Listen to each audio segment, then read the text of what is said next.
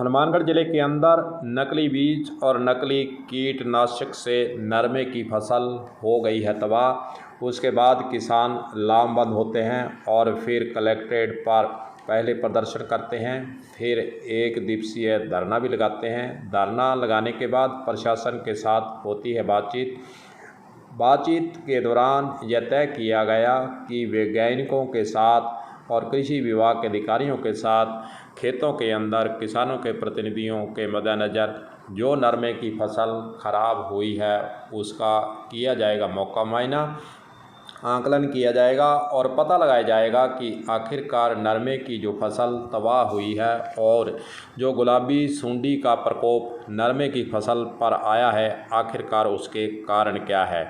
तरह तरह के प्रश्न अब सर्वे के दौरान पूछे जा रहे हैं। वहीं दूसरी ओर अगर हम नरमे की इस बार की फसल को देखें तो देखने को तो अच्छी फसल लग रही है, हरा नरमा बड़ा पौधे, और दौरान जो गुलाबी सुंडी है वो टिंडे के अंदर प्रकोप करती है, अंदर उसने आक्रमण किया है, जिससे बाहर से आप देखकर अंदाज़ा ही नहीं लगा सकते कि इस टिंडे के अंदर, नरमे के अंदर जो टिंडे लगे हैं उसके अंदर कोई सुंडी हो सकती है। बाहर से अच्छा दिखता है लेकिन अंदर से मार की गई है, जिससे किसान भी अंदर से ही अब टूट चुका है।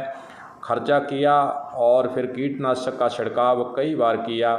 जब कीटनाशक और बीज नकली मिलने लग जाएं तो किसान आखिर जाए कहाँ, यह है सबसे बड़ा सवाल।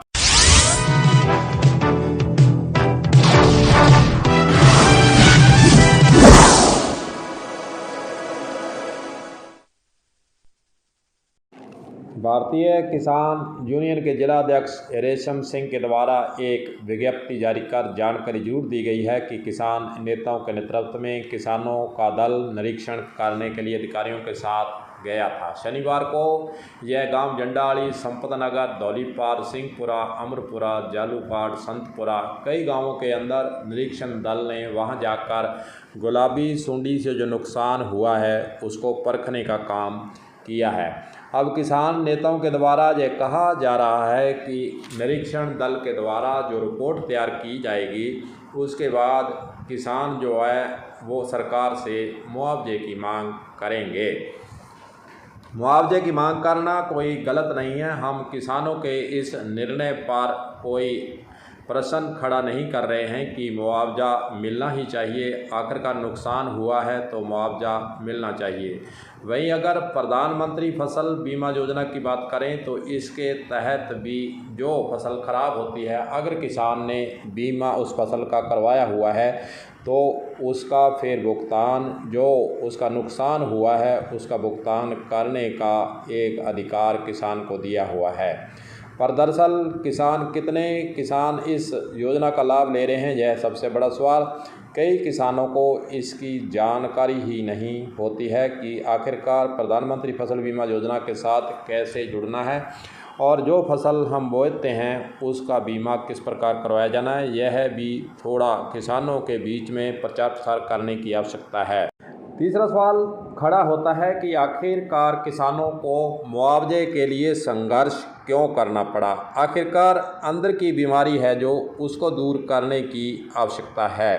देखा जाए तो नकली बीज, नकली कीटनाशक जिन कंपनियों के द्वारा दिया गया, जिस एजेंसी के द्वारा यह किसानों को उपलब्ध करवाया गया, उस पर कार्रवाई की मांग किसानों की तरफ से पुरजोर से उठनी चाहिए। मुआवजा की मांग अच्छी बात है, मुआवजा मिलना चाहिए, लेकिन असली जो लड़ाई है उसके लिए किसानों को लड़ने के लिए तैयार रहना चाहिए। आखिरकार जिस कंपनी का बीज किसानों को बांटा गया और जो कीटनाशक दुकानों से किसानों ने खरीदा, उस कंपनी पर कार्रवाई करने के लिए सरकार को भी आगे रहना चाहिए और किसानों का संघर्ष इस बात पर होना चाहिए कि आखिरकार नकली बीज और नकली दवाई हमें क्यों दी गई, क्यों इतना पैसा बर्बाद हुआ और साथ ही फसल का नुकसान हुआ, और फसल का नुकसान होने के बाद किसान की कमर तोड़ दी गई।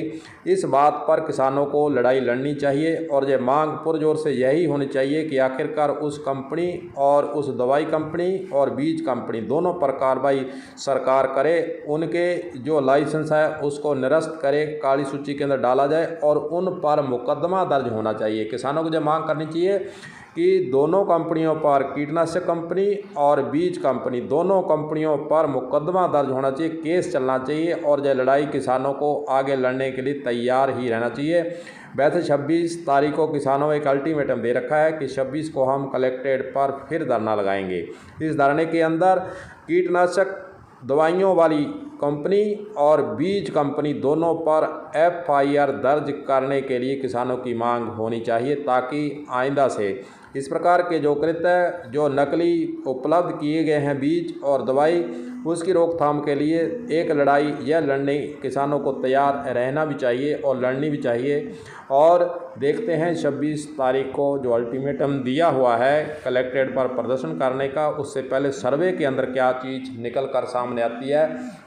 क्या वैज्ञानिकों के द्वारा, जो कंपनियों के द्वारा बीज उपलब्ध करवाया गया, जहां कीटनाशक उपलब्ध करवाया गया, उसको वे अपनी रिपोर्ट में नकली घोषित करते हैं या नहीं, यह भी तमाम बातें देखने वाली होंगी। वैसे कृषि विभाग की बात करें, चाहे इन विभागों को जिनकी जिम्मेदारी है इस चीज़ों को जांचने की, परखने की, वे अपनी जेबें गर्म करते हैं, इसमें कोई छुपाने वाली बात नहीं है। इसलिए तो यह बीमारी किसानों पर आन पड़ती है। इसलिए अब देखते हैं कि वैज्ञानिकों की और किसानों का संयुक्त दल तो बना है, लेकिन उस रिपोर्ट के अंदर क्या नतीजा निकलता है, तमाम बातें देखने वाली होगी। और किसानों का इस मुद्दे पर आगे लड़ाई लड़ने का क्या रुख रहेगा, यह भी देखने वाली बात है। कलम न्यूज़ के लिए गुरदेव सिंह सैनी की हनुमानगढ़ से रिपोर्ट।